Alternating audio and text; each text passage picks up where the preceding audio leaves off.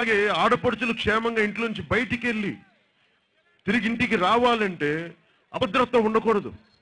అవి రావాలంటే చాలా బలమైన వ్యవస్థ ఉండాలి. ఎలాంటి వ్యవస్థ ఉండాలంటే నాయకులే ఇష్టారాజ్యంగా వాళ్లే చట్టాలను ఉల్లంఘించే వాళ్ళు అయితే మరి వాళ్లే న్యాయం చేస్తారు.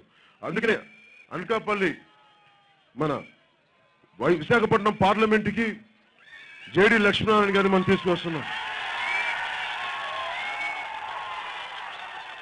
బలంగా మన పార్లమెంట్ అభ్యర్థి అయిన అన్యాయం జరిగితే అవినీతి జరిగితే ఖండాలుగా నరికేసి తోలు తీసే వ్యక్తి అంటే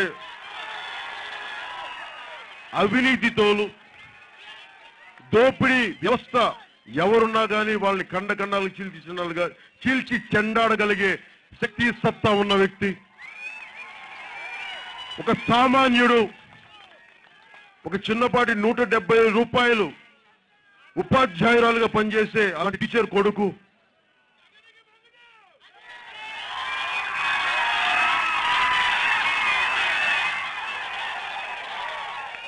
అది మీరు రాసుకోవడం చెప్తే బాగుండదు. మీ కామెంట్స్ నేను మాట్లాడకూడదు. నేను ఏదో మాట్లాడదామంటే ఎలక్షన్ కోడ్ నా నోరు నొక్కేస్తుంది. ఇలా చెప్పనుకుంటున్నా ఆగు. అలాగే గంపా గిరిధర్ గారిని బలమైన మెజారిటీ తోటి మనం గెలిపించండి. ఎందుకంటే నేను మీకు అండగా ఉన్నాను. నేను అంటే ఒక వ్యవస్థను నడపడం ఒక కానిస్టేబుల్ కొడుకున్నాను, చిన్నపాటి కానిస్టేబుల్ కొడుకుని.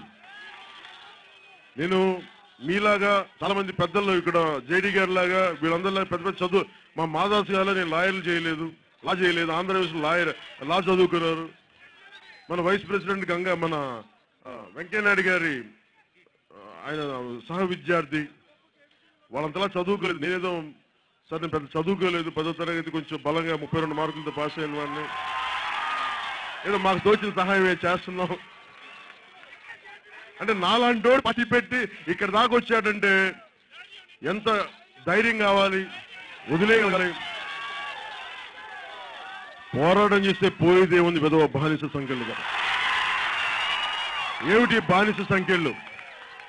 మన ఓట్లు వేయించుకొని మనల్ని బందీలు చేసే బానిస సంఖ్యలు, మన ఓట్లు వేయించుకొని మనల్ని బెదిరించి మాఫియా సంస్కృతిని తీసుకొచ్చే బానిస సంఖ్యలు. వీటిని పారదోలుదాం. బలమైన వ్యక్తులను తీసుకొచ్చాను, వారిని మనస్ఫూర్తిగా మీరు గెలిపించండి.